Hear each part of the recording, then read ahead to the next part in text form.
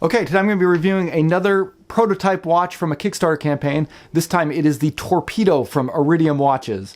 This watch has a crazy cool crystal on it. It's got a really thick dome that just offers all kinds of really neat distortion onto the dial, and that's really, I think, the defining feature. Other than that, specs overall look pretty good across the board, but I do have some questions about the brand behind it. And you know, if you know anything about Kickstarter, when you back a watch on Kickstarter, you're not just pre-ordering a watch, you are participating in the launch of a company, and so there's a little bit more risk involved and a little bit closer relationship that you should be having with the brand owners. Anyways, check out the watch first, and then let's talk a bit about that.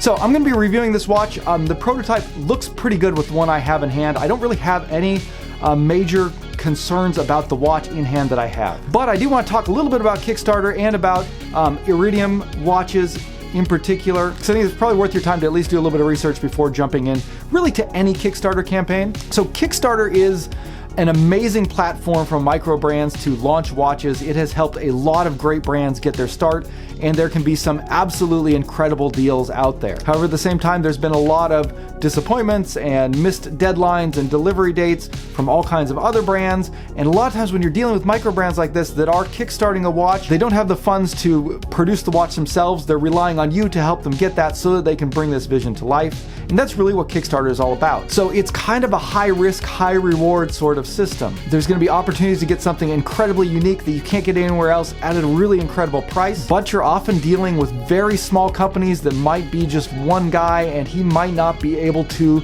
meet all of the expectations or promises that he made around that. So really, when you back any Kickstarter, it really pays to do some research about whoever's behind it. And when talking about Iridium, I don't have anything hugely negative, just a couple of little red flags that came up as I was doing some research about them and trying to figure out before I present the watch to you guys today. So Iridium Watches is related to Audric Watches. I believe it's the same company behind the two of them. The communications that I've had had actually been through the Audric channel, and they told me that they were launching a new watch called the Iridium Torpedo. So originally I thought it was an Audric watch, but apparently they kind of spun off a separate brand to launch this one. Audric had a successful Kickstarter last year, successful in the sense that it was fully funded and backed. It was for the Audric Seaborn. The watch itself got pretty good reviews. However, there seems to be some difficulties going on behind the scenes, which I don't really have any insider information on. I can tell you that if you go to the Audric Seaborn Kickstarter page, there are recent comments from people saying that they haven't received their watch yet. Their original target date was to be shipping in December. So there seems to be some issues there and some lack of communication from Audric. Again, based purely on what I can see from the Audric Seaborn Kickstarter page. And with them starting a new brand name under Iridium, people might not get the connection between Audric and Iridium. And I think, you know, if Audric is having difficulty fulfilling some of the orders that they've had from the previous Kickstarter, if you're going to be backing a watch from Iridium, which seems to be the same company behind it, you probably should be aware of that before you get into backing it. So with that caveat out of the way, let's talk about the actual watch itself and see what we've got here.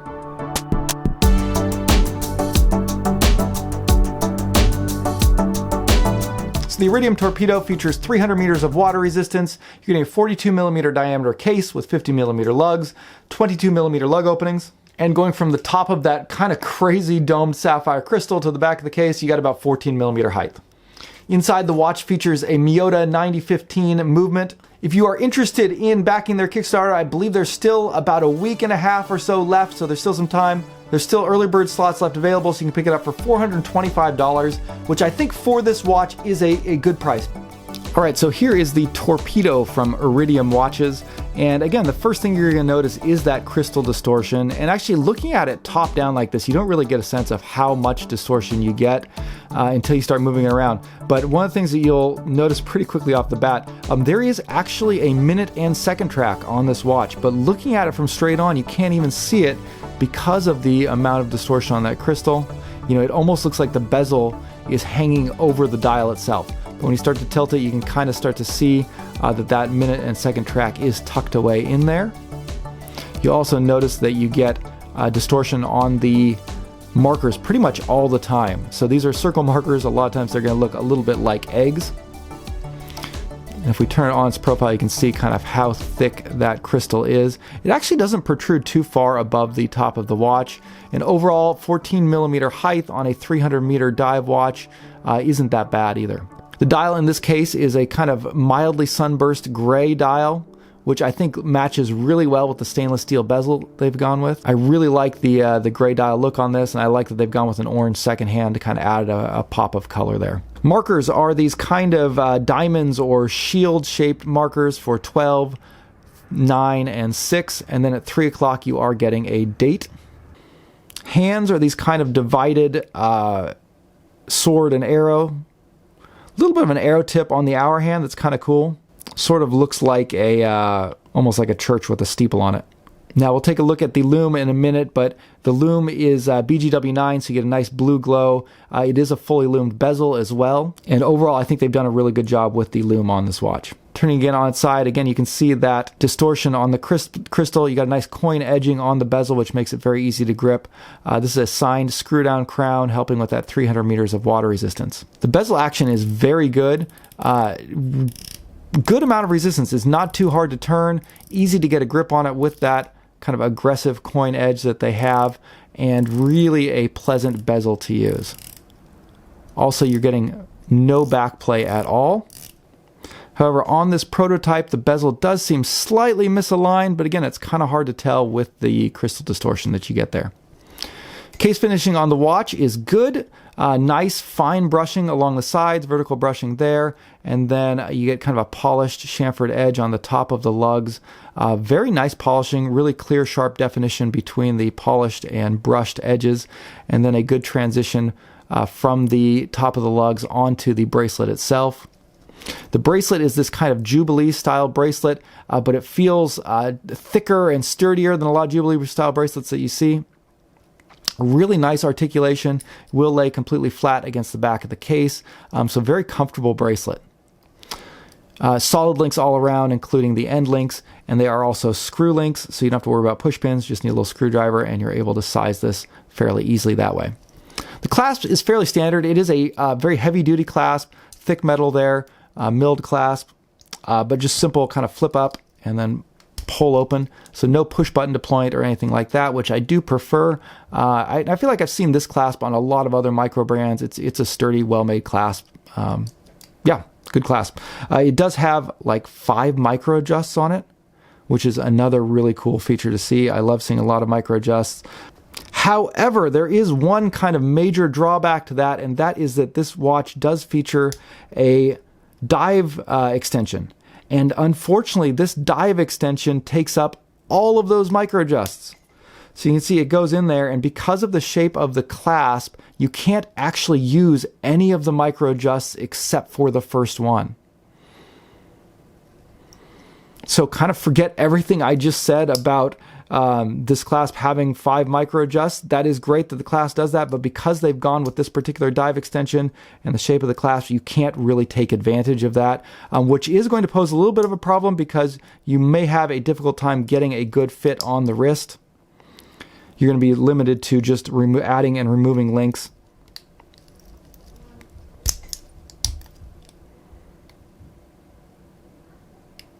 Unless Iridium decides to get rid of the dive extension. I've heard that they've kind of been going back and forth on that. This is a prototype, so there will be changes, I imagine, to the final production. So if you do get on the Kickstarter, you can comment on that and let them know what you think of it. For me, I would much rather have the micro adjusts than the dive extension. Now on the case back, you are getting an etching of a Torpedo, and it is a fairly shallow etching. It's not like a really deeply engraved case back. Looks like laser etching or something like that. Kind of a cool touch, but yeah, fairly simple back there. And then you're also getting the stats on the back of the watch.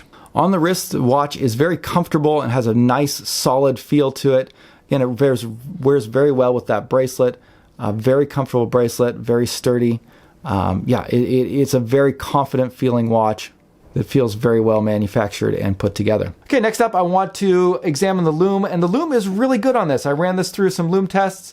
This is using BGW9, which oftentimes is not as bright as C3, but this is a really strong application of it, and so you do get some really good after dark performance. So my initial impression of the Lume on the Torpedo was that it was good, so I selected some good watches for it to go up against. I have the Seiko Samurai, which is my standard that I do all of my Lume tests against. The Bowler Odyssey is a new one that I have in. Very similar kind of Lume, also BGW9, so it'll be interesting to see the two of those go head to head. And then I threw in another micro brand, the RLG Odyssey. This is a new one, so the older version of the Odyssey had BGW9. They switched over to C3, which they say is brighter, so it'll be interesting to see how that compares. And then finally, I put it up against one of the brightest watches that I have ever tested, which is the Orient RA-AC0K.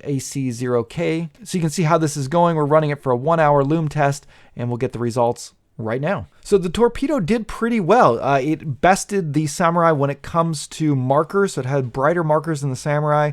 Really cool to see out of a watch with BGW9, because a lot of times, again, this has slightly lower brightness than green Lume. However, the hands were the dimmest out of all the watches in this test, but still really respectable performance nonetheless. So overall, I think the Iridium does have some very good Lume going for it. Okay, so that's going to wrap up the review of the Iridium Torpedo. Big thanks to Iridium for sending this watch in for review. This is a watch that they loaned in for review. I will be sending it back to them after the review is done. If you are interested in backing their Kickstarter, I believe there's still about a week and a half or so left, so there's still some time to jump in on it. There's still early bird slots left available, so you can pick it up for $425, which I think for this watch is a good price. If you can get this watch for $425, I think that's a good price. For a Kickstarter watch, I think I would have liked to have seen it a little bit lower. You know, for me, I think $425 would be a good retail price for this watch. They've claimed that their retail price is going to be around $575, which I feel like is a little bit high for this.